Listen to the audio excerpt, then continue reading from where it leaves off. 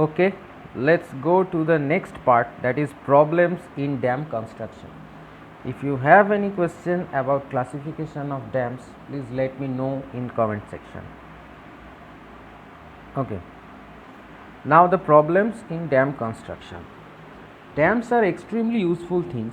Anyone who lives in Punjab or at Asansol in West Bengal knows how valuable dams are.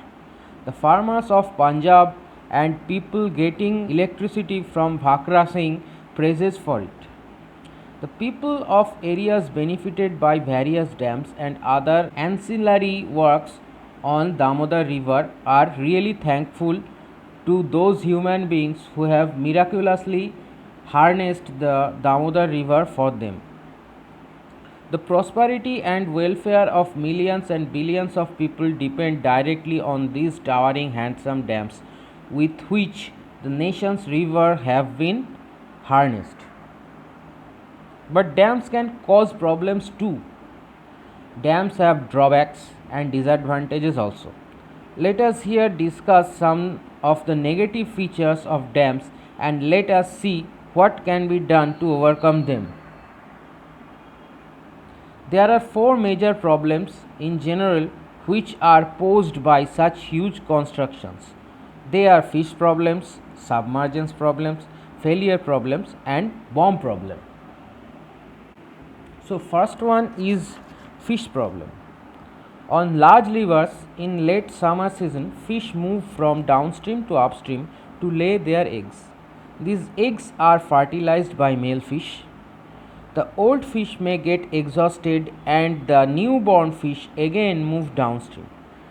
They after 2 or 3 years return to their ancestral spawning place and may die after getting exhausted, while the newborns move downstream. The cycle goes on for years. The fish which move to their ancestral spawning place, that is the upstream, are called anadromous fish. Salmon and hilsa are typical examples of such fishes. These are commercially valuable fish and important industries are dependent on them. When a dam barrier is constructed on a river, these fish cannot move upstream to lay their eggs because it is impossible for these fish to overtop such a barrier. But surprisingly, even when they find a barrier in their path of advancement towards their ancestral spawning ground, these fish do not return to their downstream dwelling place, that is the sea. However, they go on fighting against the barrier, trying furiously to overtop it till they get exhausted and die down.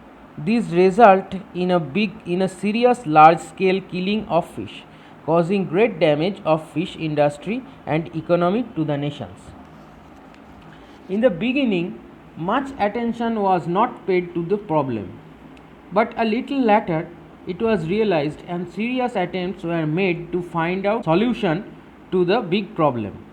Sometimes fish were trapped on one side of dam and passed on the other side by giant steel and plastic nets. An external arrangement called fish ladder was also devised. So let's go to the fish ladder. What is fish ladder?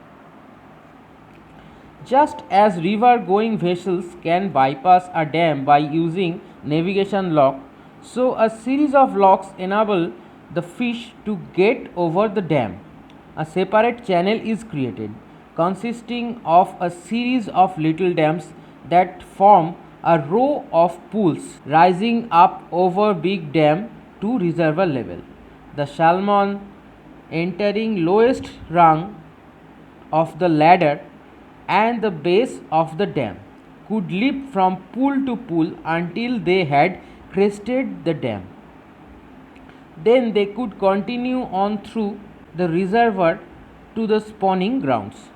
The newborn fish called fingerlings could later return to the sea, that is downstream, in the same fashion via the ladder. In the beginning, the fish ladders worked better in theory more than in practice. The fish seemed to prefer to mill ground in splashing water under spillway instead of entering the ladder. This difficulty was overcome by careful design that put the fish ladder in the place where it was most likely to attract the fish. Another problem was that the slow moving water was stranger to fish and they tended to collect in lower pools without going onward. Millions and billions were spent into fish ladder research. Improvements in design made the fish ladder more attractive to fish, more like the rapids they were accustomed to. Fish ladders are not always practicable for engineering standpoint. In such cases, other steps have to be taken to protect the fish also. Meanwhile, other experiments are going forward to see if the fish can be successfully induced to spawn in waters other than their ancestral spawning grounds. In the long run, it may save millions of currency to construct fish hatcheries instead of fish ladders. There are many possible solutions to the problem of anadromous fish, and research is being undertaken in different regions of world to find out a better solution to the problem. So the next is submergence problem. Whenever a dam is constructed across a river to store water to upstream side, a large area gets submerged due to the rise in the water levels. The entire area which gets submerged, forming a reservoir, has to be calculated and acquired before a dam can be constructed. The owners of the land have to be persuaded, adequately compensated, and well settled somewhere else before the work can be taken up in hand. Hence, it is necessary to investigate the probable damage caused by the submergence.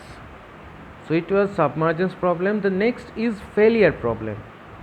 We try our best to build dams to last as long as possible. Every person, whoever has worked on a dam, hopes that the dams will live as long as the pyramids of Egypt. That's quite natural. But many a times the dam give way under the continued insistent pressure of the water penned up behind them. This failure of the dam may be caused either due to bad workmanship or due to faulty design or due to the occurrence of unanticipated floods. Luckily, these disasters have been comparatively rare in this century. Dams used to give way easily in olden times, but due to engineering advancement in modern times, their failure has been considerably reduced. These huge structures are now properly designed, keeping in a view the various forces which they are going to face. Proper and rational design, good supervision, and constant vigil and watch during the maintenance period ensures their safety and makes us fairly confident of it. Bhakra Dam on Satluj River in India and Boulder Dam on Colorado River in USA cannot fail in one attempt. How furiously these rivers may try to move their foundations. We are fairly confident of this, but sometimes the confidence is rudely and cruelly repaired with tragedies. Dams may sometimes fail due to excessive and unanticipated earthquakes. The Koyna dams in India was at the verge of failure in 1968 earthquake. Thanks to the effort of the Indian engineers who saved the dam by toiling hard day and night. A very confident dam called Vega de Terra Dam in Spain failed in January 1959. The people were tucked in the town of Rival de Lago. This disaster caused was tremendous. Rival de Lago was flattened. Telephone poles were snapped like matchsticks. Within moments, 123 villages were drowned. Several hundred luckier ones were saved but were rendered homeless. This was a case where a dam had simply not been built strong enough to bear the full weight of its intended reservoir. Heavy rains wrecked it. Faulty design and bad engineering must be blamed. Another important dam called Malapasset Dam, a 200 feet high arch dam on Rairan River, was completed in 1954. This dam gave way in December 1956, 2 years just, causing 421 persons to die in floods. Investigations revealed that the dam had failed because the foundation rock has shifted along a thin clay seam in the left abutment, making the dam unstable and vulnerable to any serious stress. We learned from our mistakes, and several other dams of same type then under construction in Europe were quickly resurveyed to find the possibility of such a geological formation. This was very small comfort to the relatives of those who died in Malpasset failed.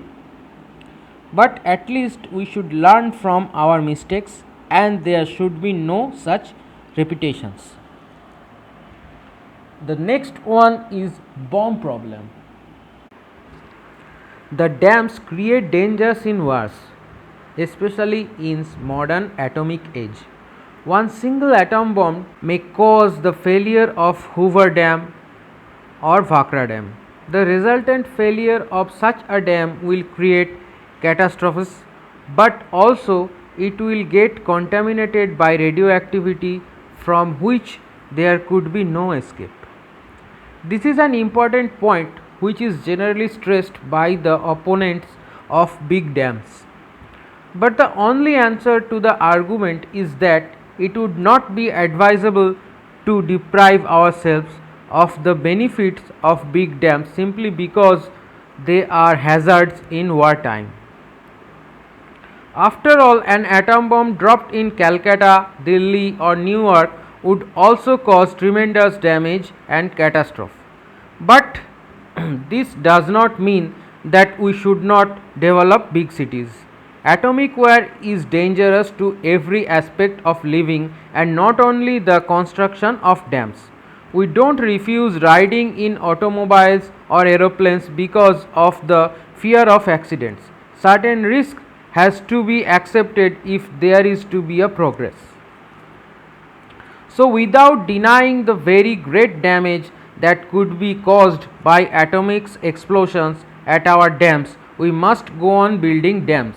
We need them, and we must devote our energies to the cause of continued peace, so that bombs will never be able to fall. We may also take more precautions, and aircraft guns and radars can be established and in the vicinity of such important works. The use of atomic energy for peaceful purposes and the general feelings of brotherhood is the only possible way to reduce such threats. So this was all for today. In the next class, we are going to discuss the selection of types of dams and their classifications and the factors governing the selection of particular type of dam.